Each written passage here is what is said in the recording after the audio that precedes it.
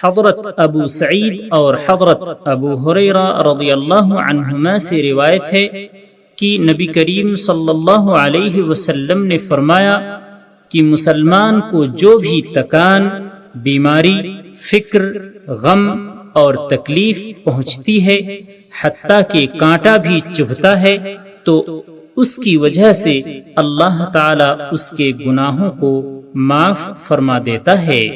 بخاری و مسلم۔ حضرت ابن مسعود رضی اللہ عنہ بیان کرتے ہیں کہ میں نبی صلی اللہ علیہ وسلم کی خدمت میں حاضر ہوا جبکہ آپ کو بخار تھا۔ میں نے کہا، یا رسول اللہ، آپ کو شدید بخار ہوتا ہے؟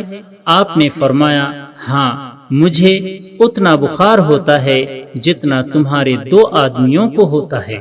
میں نے کہا، آپ کے لیے اجر بھی 2 گنا ہے؟ آپ نے فرمایا، ہاں، یہ ایسا ہی ہے۔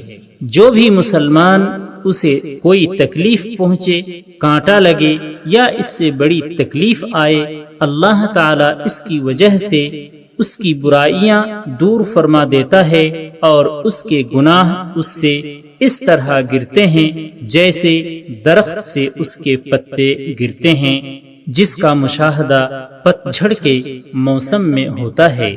بخاری و مسلم۔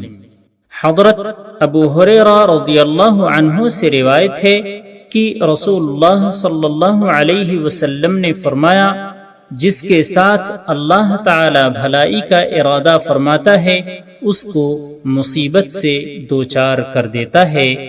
بخاری۔ سبسکرائب کیجئے ہمارے چینل اور دبائیے بیل کا آئیکن تاکہ آپ کو ریگولر نوٹیفیکیشن اپڈیٹس مل سکے۔